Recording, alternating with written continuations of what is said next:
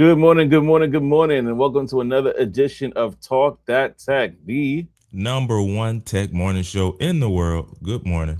Good morning. We had a doozy for you. We actually started the show without starting the show because we all started talking about the one of the topics at hand in regards to data centers. But before I get into that, like usual, just a reminder: like, comment, and subscribe. If there's anything that catches your eye, any conversation that you feel like is worth talking about and that you really enjoyed, go ahead. If you have not, you could also call in and I just let the widget speak for itself right here.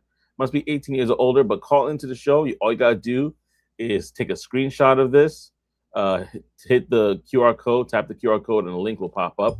And then you can be able to join the show that way and share your thoughts. Must be, again, 18 years or older to do that. And so we're going to talk about that in a minute. But right before we do that, wanted to give a lot of shout out to our brother, Tech Coach Ralph, uh, who is actually right now about to be playing some pickleball. So he actually commented early on, and he basically said, "Listen, y'all, I will see if I can chime in between sets, basically." And so I just want to shout him out real quick. Tell him thank you for rocking with us. If you are a pickleball enthusiast, let us know in the chat as well. We appreciate y'all. And like always, at the end of the show, we'll shout you out. If we have, especially if we got time, we'll shout you out for commenting. And so go ahead and leave your comments below. But we're gonna dive right into the comments. Yes, sir. Sorry, Trey. Go ahead. What do you say? Oh, no, I was just saying, yeah. Get in there, chime in there. All right, awesome. Now, listen, y'all. This is something that's been popping up all weekend, so we got to talk about it. I want to hear your thoughts about it, but I'm gonna pass the Trey to talk about a little bit more about what exactly is going on there with OpenAI and what happens when AI stops asking for permission. Yeah, this is wild. OpenAI, they have an AI model, all right, and it's still in development, and it's called Astra. Now, when they were doing some internal testing, Astra crossed the line. It crossed the line big time. All right. Now, OpenAI, they've been watching let me see.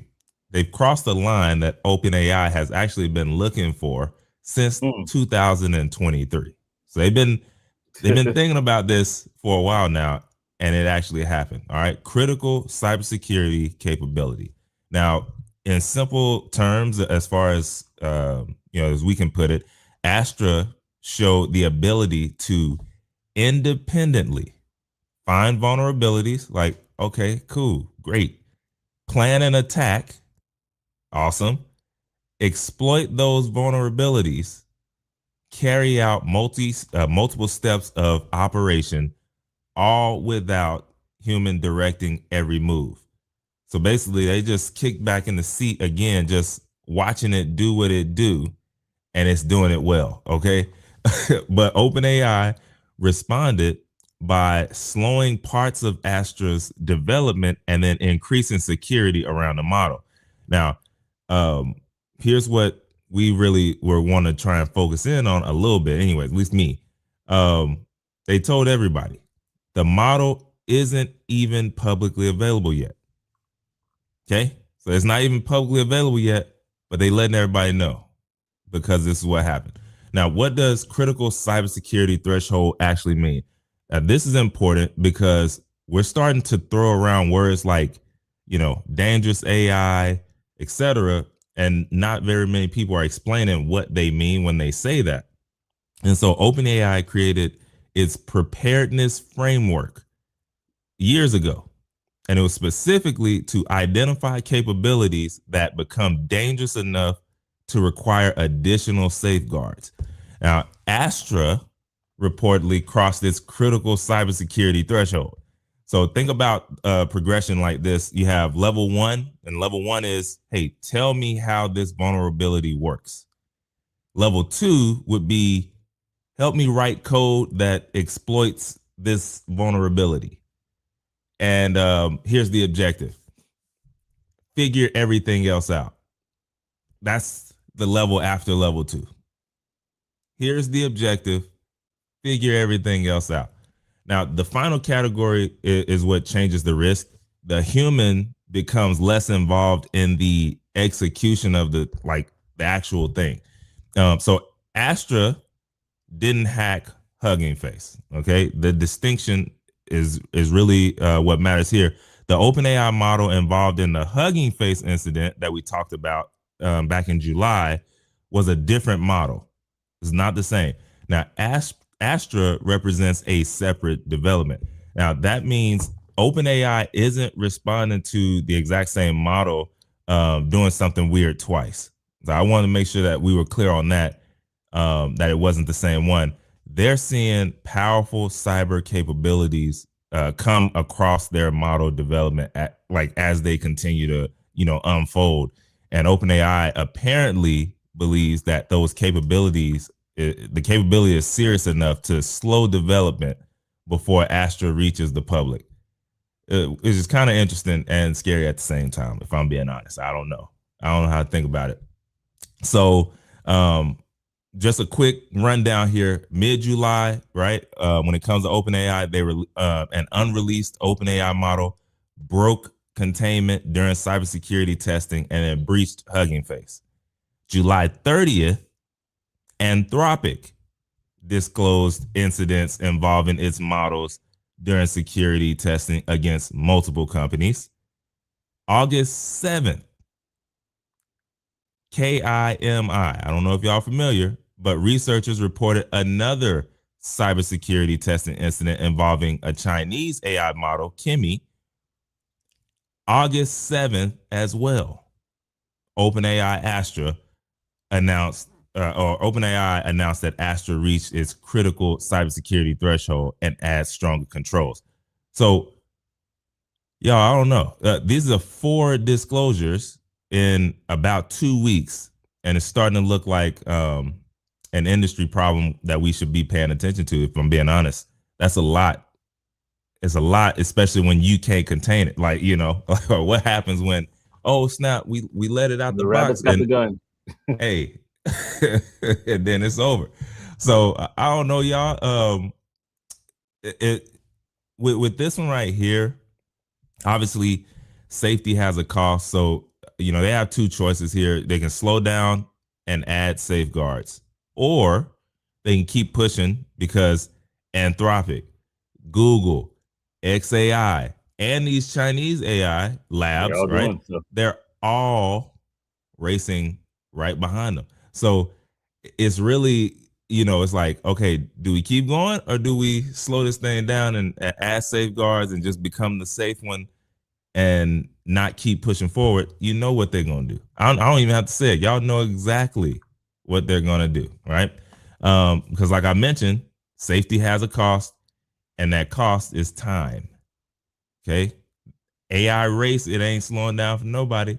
And time could mean billions of dollars in their cases, when you think about what they're doing here. So I don't know, y'all. A direct quote from them: "This model became more capable than we're comfortable releasing." All right. So that's what we're seeing there. I don't know. I don't want to keep going. I could, but anyways, what we need to know is these companies that are deploying these autonomous agents, they're going to need people that are responsible for AI governance, agent observability, cybersecurity, audit trails, human escalation, risk management, AI compliance, and red teaming. Like, these are all career opportunities that are hiding inside of stories like this. So if that's something that you're interested in, you probably could start aligning yourself inside of some of those to, make your way in. So we talked about the rise of the AI managers and the workforce orchestrator like a while back. And this is just another version of that coming role. So, the people responsible for watching what the AI is actually doing. That's what I'm talking about on that piece. But yeah, man, what do y'all think about this? I don't know. It's scary and interesting at the same time. I'm hiding behind the cover, but I'm also peeking, over the sheets. trying to see, man. Yeah, absolutely, y'all. We're gonna go to the comment section. Appreciate Kenny Cosplay that says basically Kenny Cosplay in 1984 says AI sucks. Uh, that Need some clarity. Need yeah, some he clarity, AI Kenny. sucks. I think he's thinking. Well, I can't put any words in your mouth. So, okay, let us know in the comment section. We got, of course, Tech Coach Ralph, who said another great marketing tactic by OpenAI. I love to see the full prompt they gave the model, and if they specifically told it that it can't leave the sandbox environment. It also says the oblivious news.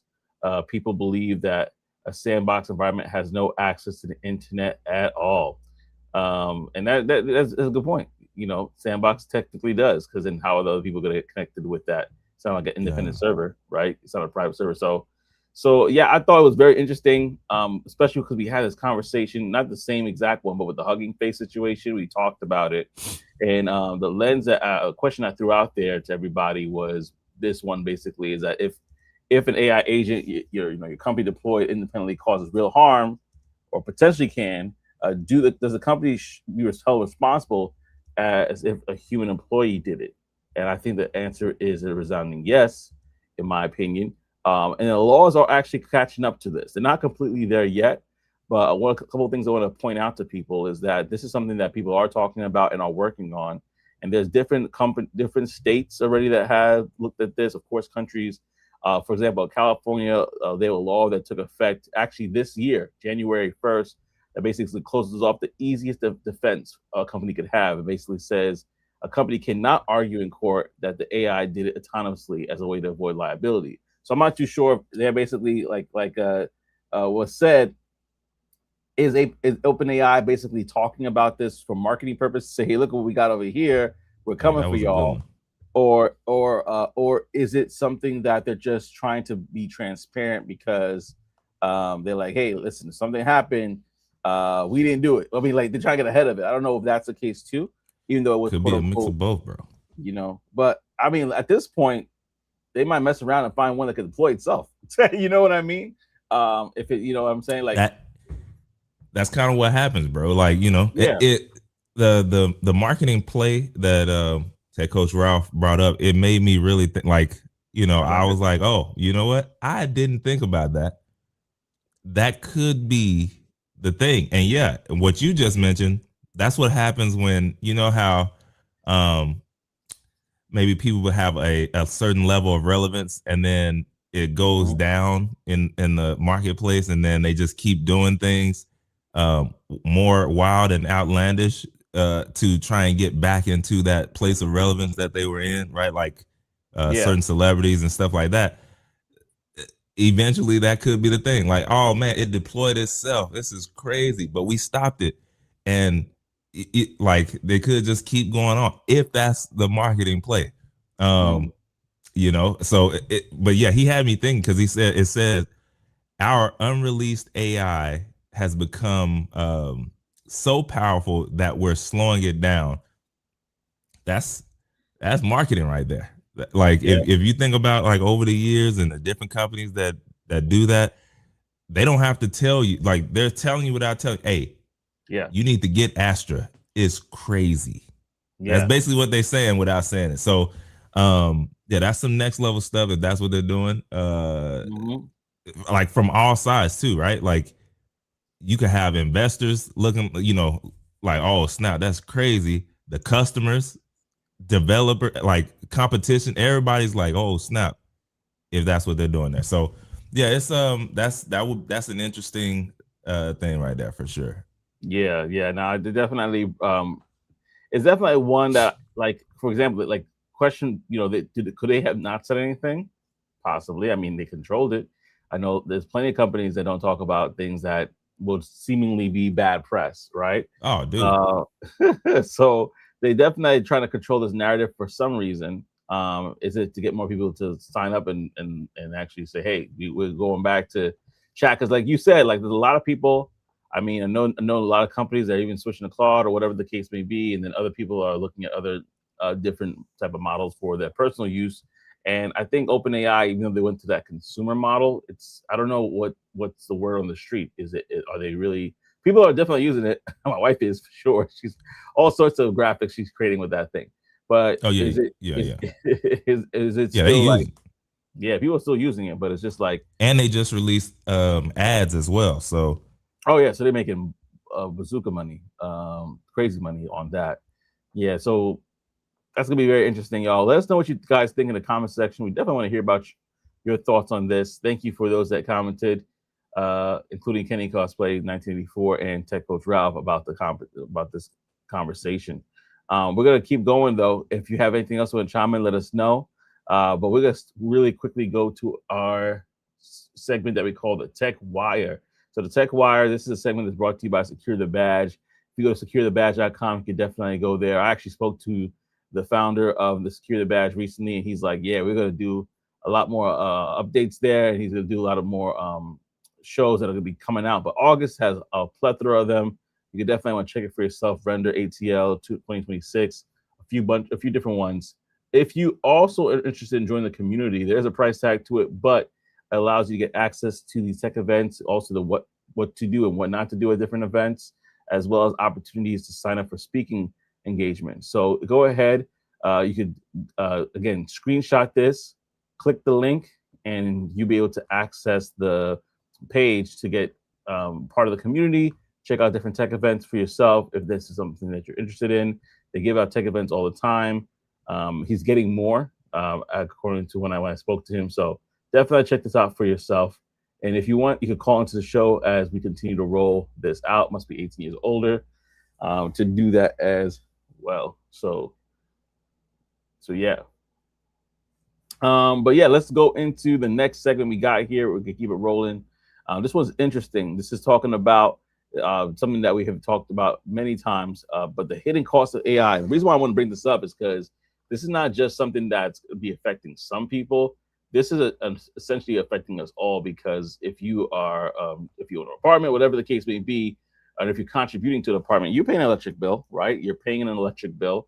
So this right here is what we're seeing right now, is that there's a hidden cost in your electricity bill that could go up, especially if you are in the Texas region. So I'm gonna hit this real quick, because Amazon, if you were not aware, they plan to basically have one of the largest data centers ever built, right, in Texas. It's kind of the single largest source of climate pollution actually in the entire United States, which is crazy. So think about it like this: 33 million tons of CO2 the new plant is permitted to emit annually. Amazon's total carbon emission growth last year alone was about 16% plus, and then it's approximately about 2.7 trillion combined long-term infrastructure commitments from Amazon, Google, Microsoft, Meta, and Oracle, and others. They're gonna keep on popping up right now. So what they do basically is that they planned this data center in the Pecos County, a rural part of West Texas, to power it. Basically, it's just buying electricity from the grid. So that's where we're talking about right now. It's building its own natural gas power plant right on site. So the plant alone is meant to release, like I said, 33 million CO2 per year. And to put that in perspective, that would make it the single largest source of climate pollution from any power plant in the entire United States, bigger than an existing coal or gas plant that is currently open right now. So this is a bigger picture. Amazon isn't the only one doing this. As I mentioned the other names before, there's multiple major tech companies that are now backing large natural gas plants specifically to power their own data centers. So data centers are always facing growing political opposition in communities.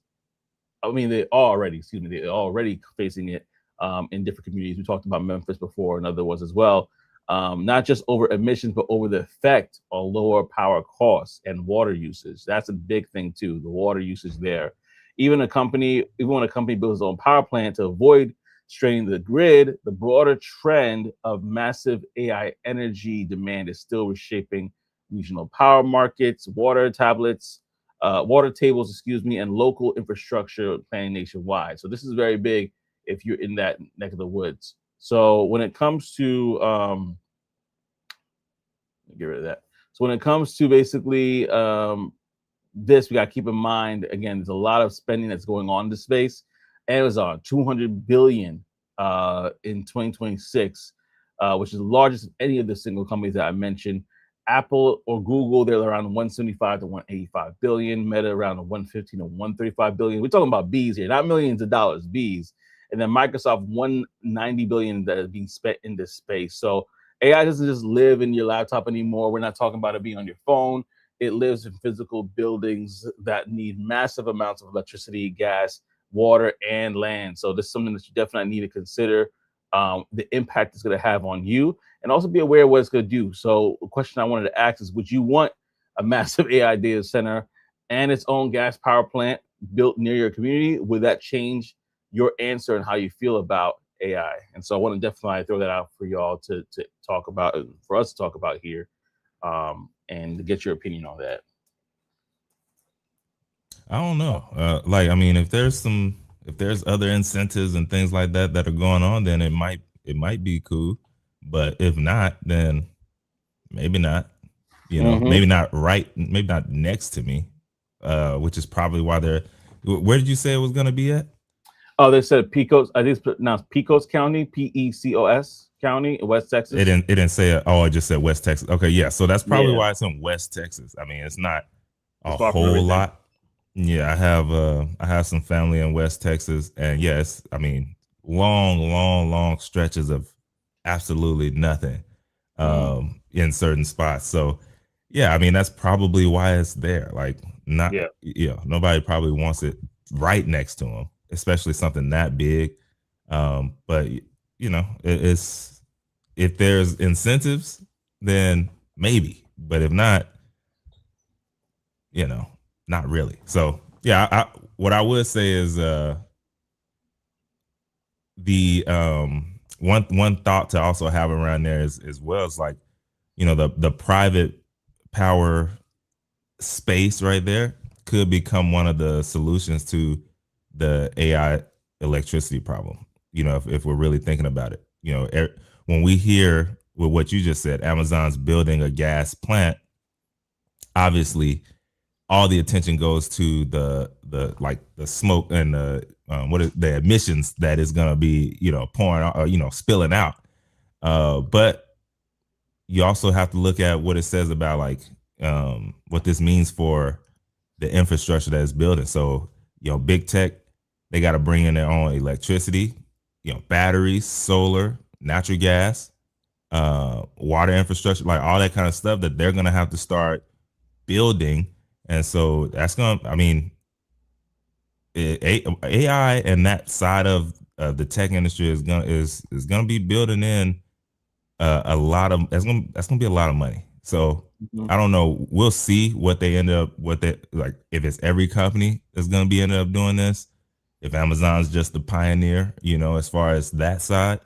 But it's going to be a lot more money than I think a lot of people think about. And so looking to see what that looks like. You know, but technically it's like off grid, bro. This is, that's out the way. West Texas is out the way. Yeah. Well, and I'm not that familiar with Texas, so appreciate definitely the. Listen, man, you can ride about 16, 17 hours straight and still be in Texas, bro. Yeah, like just straight driving. Yeah, it's nuts. It's nuts for sure. But yeah, I definitely wanted to just hit that real quickly, because I was watching a video, and I'm doing so, and I saw some stories about how China, they're going about it, and it's purely on like green energy. They have a bunch of different wind water turbines, and they have fields of solar energy that they're using to help power these data centers that they have. And I'm assuming that, of course, we're trying to do the same. But there's definitely an aversion to, and I think they have laws in place too, right? Also, not saying that I agree with this, but the government owns it all, so they they basically have regulations that they're kind of complying with because it benefits them, you know, in the end. So yeah, I've been looking at some of those videos too, bro, and it's interesting to see, like, when you look at old videos from China and stuff like that, it used to be smogged out. You know what I mean? Like, sky is brown, and like it used to be real smoggy. Yeah. And now, like, with those, they had, you know, certain mandates around electric vehicles and all this kind of stuff, and bro, it looked pretty clean to me as far as like the air and the atmosphere. Like, They done changed it over the last few years. A couple dozen or so, but yeah, interesting stuff. Yeah, for sure, for sure. Listen, y'all, let us know your thoughts about this for sure. We're gonna wanted to get your opinions about it. Let us know. You can even call into the show. The QR code's on the top left. I forgot to ask you though, how was your weekend? I forgot to ask about Oh, that. it was pretty solid, bro. Yeah, it's pretty solid. I didn't really do too much this weekend, but I'm trying to think. I didn't go nowhere. So all I did was that's normal. I went to church on Sunday and got on back to the house. But the weekend, I was creating content and videos and stuff like that for sure. Yeah, got How you. about yours though? Man, I think I took my kids to Saturday. Took two of our boys to this thing. It's like a gymnasium for kids called Kid Strong. If you guys are familiar with it, I don't know if they have one in Texas, but basically it's like a place where they could kind of tell them I like never. different model, like basically kind of help them like where they do like almost like what's that show that used to come on Ninja Warrior, where they kind of have them like Mm-hmm. running around and do different like exercises and things of that nature, and Oh then they yeah. have them like do like even public speaking, like hey, what's your name? Like practice different things to help them build their confidence as well as their physical strength. So my boys love it, and they definitely they were definitely big fans of it. So I took them out to that, and I didn't much this weekend. We hanged out with some friends yesterday, but besides that, it wasn't too crazy. Didn't do too much, y'all. But if you guys have, what do you guys do this weekend? Let us know in the chat. We definitely want to hear from you. Let us know what your thoughts on that on your weekend were, if you reflected on it at all, and we definitely want to hear from you. Appreciate those that have commented as well. Um, and while you're commenting, we're gonna just jump on another quick topic here. And it's I know I know we talk about this a lot in different ways, but I think this angle is a different one that I think could really kind of resonate. And I think it's more about the workflow versus AI coming for your job. Now, we had a comment earlier about AI sucks. Hey, I'm not mad at you for thinking that way, especially if it did affect your work or job. But it's also coming for a different something a little different. It's coming for your workflow. So with that, I'm going to pass it over to Trey to share more about that topic.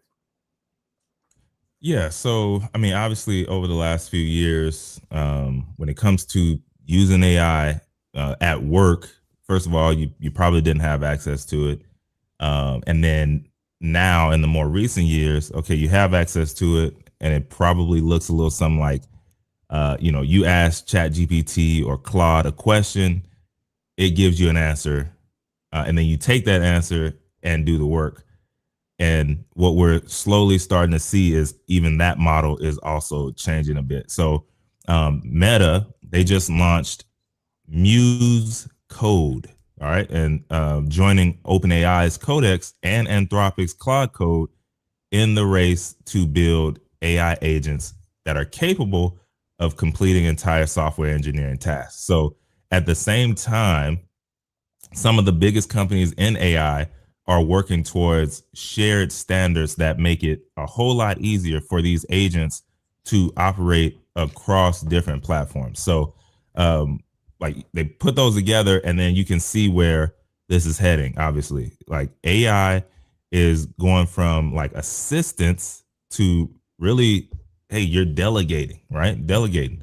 And so this first one here, Meta, obviously they entered this coding agent space. So they launched Muse Code on August 5th, and this is past the autocomplete, regular degular stuff. Okay, you can give this agent an objective like, hey, add this feature to our application, and then it's going to go do it. The agent can examine code base, figure out what needs changing, plan the work, write the code, test the changes, fix the problems, and then give you the finished work for review. And so basically, the developer is continuing to become the person defining the outcome and then checking the work, right? Big manager status on action.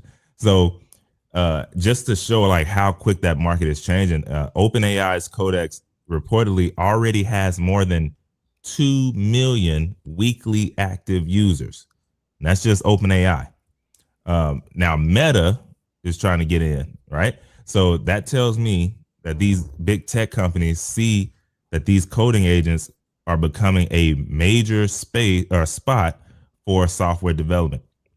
Now they've been seeing this, but obviously they can see behind the scenes, they can see the numbers, and so they're going to do something about it. Now, because if your agent becomes the place where developers actually work and they like that interface, then you have influence over the entire development workflow when it comes to that, right? Like the more people you get on there that are using, that are sticky, boom. So Meta, they're going in on price. All right. They have another strategy which they can do. Obviously, y'all know who Meta is and who owns it.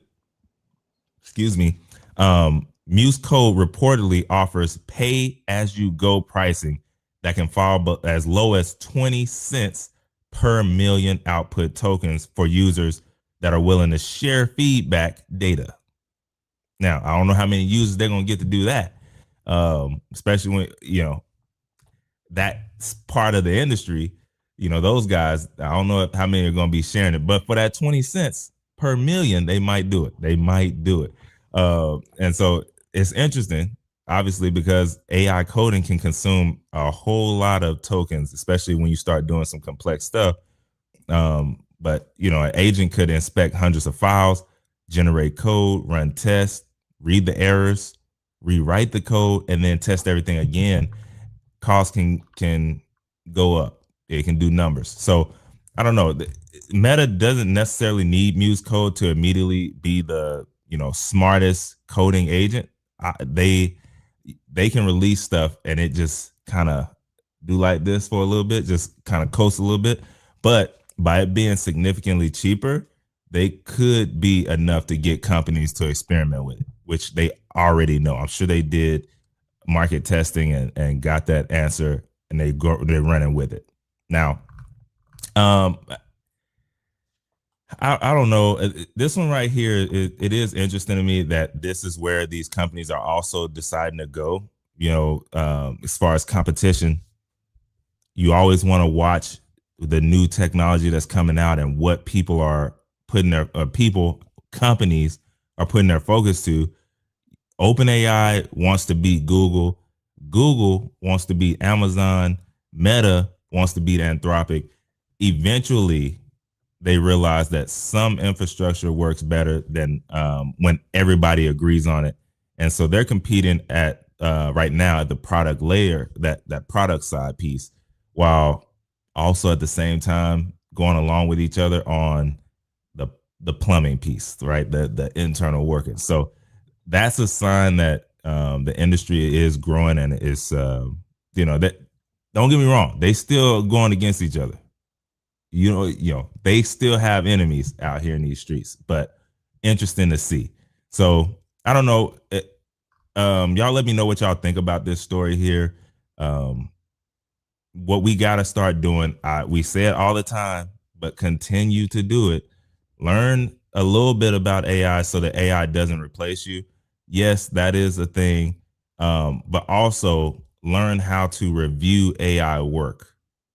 That's important. That's an important piece, because that delegation is going to create a new bottleneck. And if AI agents write 10,000, and I'm talking about people who know this stuff or want to get into this stuff. If an AI agent writes 10,000 lines of code in a evening or afternoon or something like that, somebody still needs to see whether or not those 10,000 lines are secure, accurate, efficient, maintainable, right? Compliant, all of these things.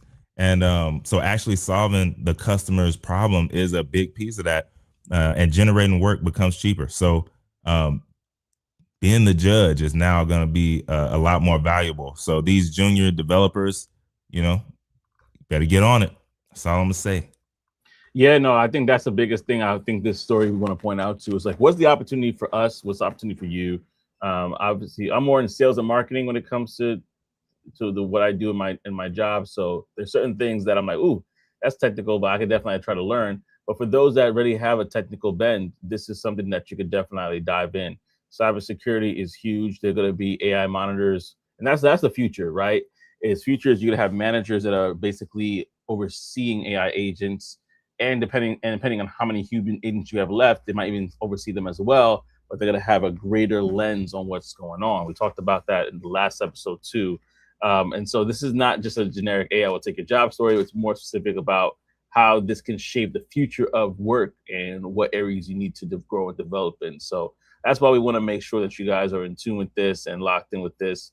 And basically you're rocking with us on that. So Tech Coach Ralph says AI will replace you. People who know how to use AI will replace you. That's what we talk about all the time.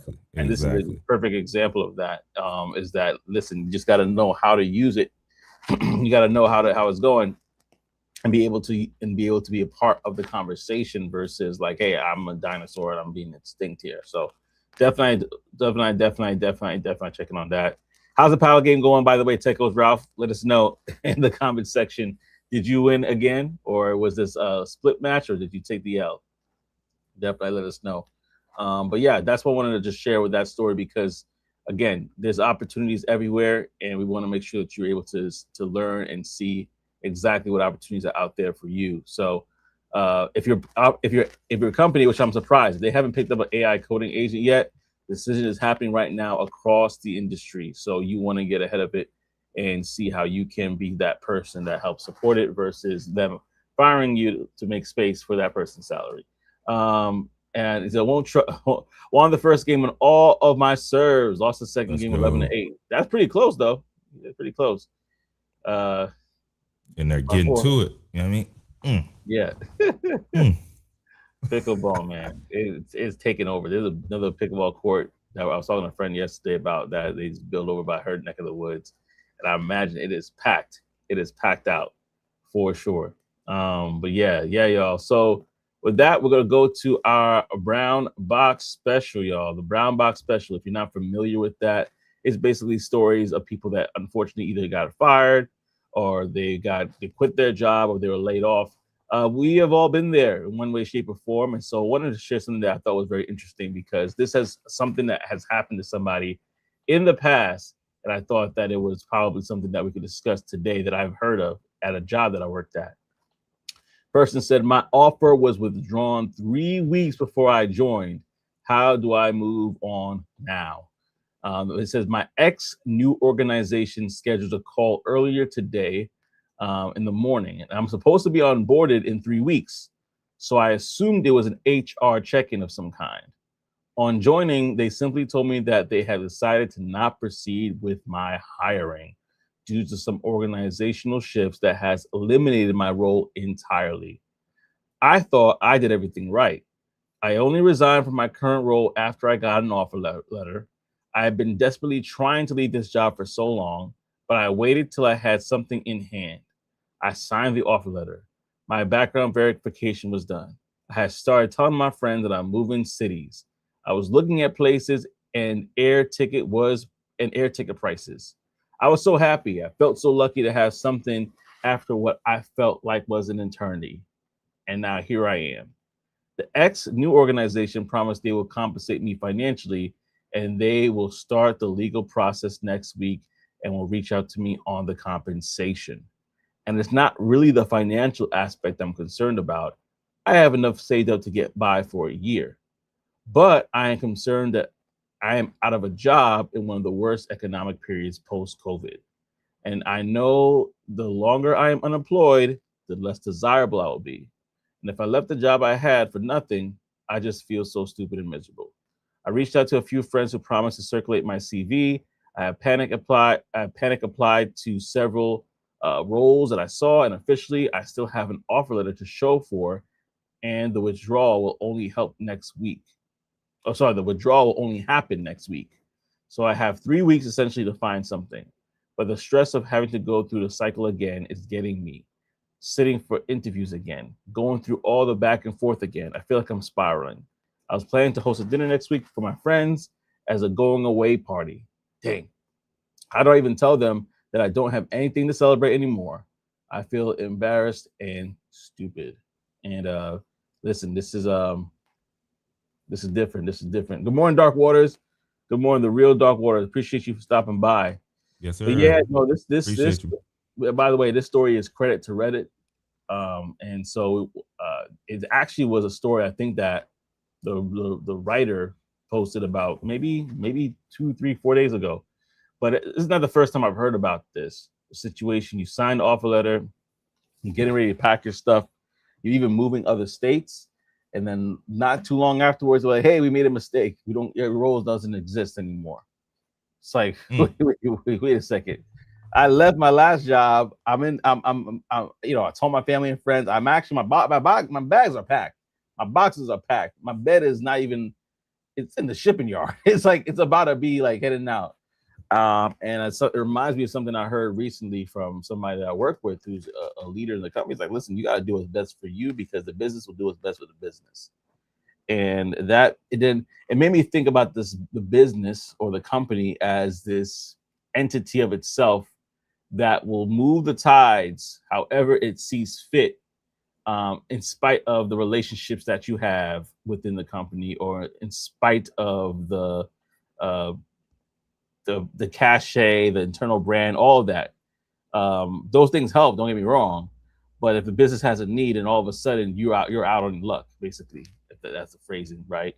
So have any of you all have ever experienced something like that? Have you seen it for yourself? Let us know in the comment section. I'll pass it over to you, Tech Back Trey.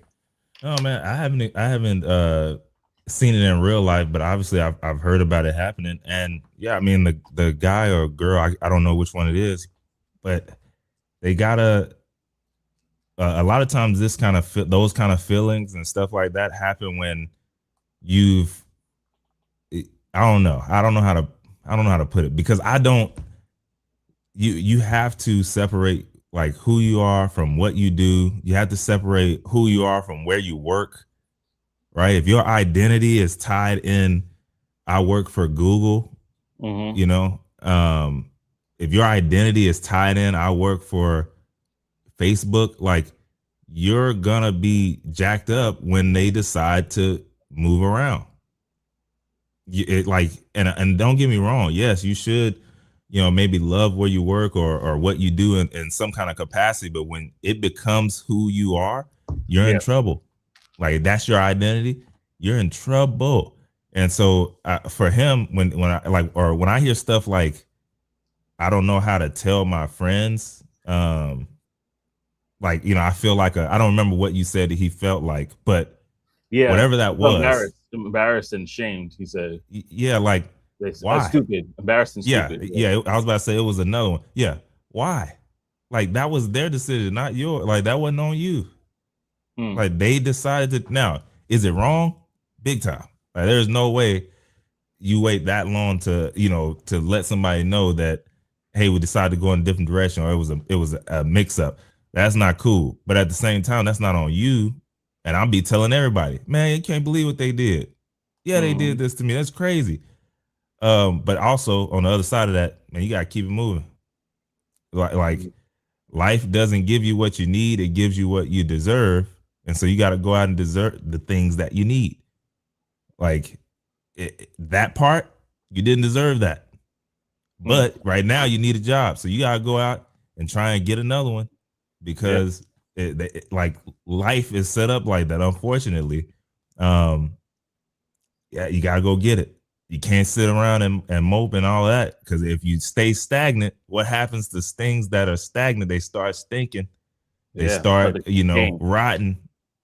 You gotta keep it flowing. You gotta keep it moving. That fresh water going through. You know what I'm saying? So, yeah, it is unfortunate and tough. But man, look, these jobs, they care about business. It's a business decision. It makes me laugh when I see stuff. These people, they be with these teams, these baseball teams, basketball teams, they be so, on on their side, and then they be mad at the players when certain stuff happen, when they don't realize behind the scenes, man, this is a business decision. Yeah.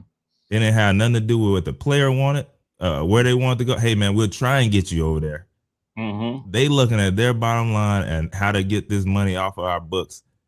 And so, you know, when that stuff happens, they've been making me laugh when they're mad at the player, and you know, I can't believe they did this. Like, Yeah. of course, Kawhi Leonard is taking money under the table, trying to, you know, they not paying him enough. Yeah. He got, hey, you're not gonna be able to pay me. Hey, you better give me some property. Yeah. But guess what? Now, I'm not saying it's right, but what I'm saying is he's doing what's best for him, because at the end of the day, these businesses, they're gonna do what's best for them as well. So you gotta always be on your side and, you know, play the game. Don't hate the player or the game. Just learn the game. Yeah. No, I think that you said something and it made me think about, like, for example, LeBron gets a lot of hate for the decisions that he made. Literally. Yeah. South Beach. You know exactly where I was going. That's what I was going with, bro. Yeah, like everybody's mad at it, but at the end of the day, he's the one laughing at. He's the one that has to be strategic, you know. And if he's really studied LeBron James, like, basketball aside, right? Everybody's like, whatever. You got to think about what this guy has done at a very young age. One thing he's done is he's controlled. He's gotten a brain trust together. His friends that he will, like, because not all his friends are rolling with them. He's got a select few. You got to think about it. You got a select few, create a brain trust that are able to touch horsemen. Yeah, marketing. They will touch security, logistics. They will touch the business of free agency and actually move it. And when you think about it, deep down inside, man, I can't say I would even be thinking that far ahead at his age. When I'm talking about when he was 18 and 19 and he built his relationships, everything has been strategic. Everything has been strategic to the most part. And so if the roles were reversed, if you were him, and just because he didn't go to your favorite team, if you really think about what he decided to do about certain business decisions and so on and so forth, would you not do the same thing if you had the opportunity? Think about Most people, it. they're not thinking about that, man. They thinking about the team. They thinking about, oh, he's ring chasing. Everybody ring chases because that's what y'all made. That's what y'all made it about. Like, I'm not going to a team to want to lose for what? Yeah, that's number one. But number two, I always bring this up because I don't think people, I don't think they focus on it enough. This dude is a billionaire. He is still at the top of the league. They were waiting on his decision before they made the schedules. Yeah. That's like big. You wouldn't even be working that hard if you was a 100,000-aire. You'd be done. Yeah. Or let me just put 1 million. I'm not even gonna say that low. Like if you was doing 1 million, you'd be done. You're like, oh, you know what? No, I gotta save my knees. I'll make sure I'm still. This dude is a billionaire and still is playing at elite level. That's it's not something to scoff at, but also at the same time, you gotta realize he didn't have to get paid that amount at Philly. He could have maxed it out, and they would have somebody's team would have gladly paid it. He made the decision for him and his family, and a lot of times, I don't think we look at that enough, just in our own lives in general. So yeah, you're right, bro. That's exactly what I was talking about. And not to harp on this too much, congratulations to Teko's route, by the way. He got 11-3. Yeah. We should have like the breaks off of him. We should have to do like some commentary on the pickleball court while he's playing. Beat the brakes off of him. Yeah, no, good shout out to you, brother. That's awesome. But what I was gonna say, like, if you think about it, last year he made a decision to take all the money, right? And basically said, listen, I'm cashing in on whatever the money is because I know y'all don't want to keep me. This year, he's decided to take a super duper pay cut in order to join this team, because to him, it's like, it's not always about the money. That's why we go back to decisions. So sometimes about the legacy and what kind of legacy is he looking to carve out. And so I salute him, man. I salute him. And I'm going to put this little caveat here. Sometimes it's not about the money. It's not about the legacy. It's about, again, you mentioned it. How is he thinking that far ahead at 18? Y'all don't realize what he's thinking about and how far ahead he's thinking about now. Go and look. The owner of the Philadelphia 76ers. Yeah. Go and look at what else he owns. Go check that out. It might surprise you. Who knows? Maybe he's trying to become some sort of owner in an NBA team. I don't know. But go and look at like a lot of times people don't think far enough ahead to really see what's possible and alignment and all this kind of things. But yeah. Go see. Yeah, man. Check that out for yourself. And we thank y'all for rocking with us on this episode. This was good, man. We got Tech Coach Ralph in the building. Like I said, we'll shout y'all out. Thank you so much for rocking with us. Kenny Cosplay 1984. Thank you so much. And the Real Dark Waters. Really appreciate you all for stopping by, sharing your thoughts and opinions with us on this episode of Talk That Tech, the #1 tech morning show in the world. We'll see y'all next week.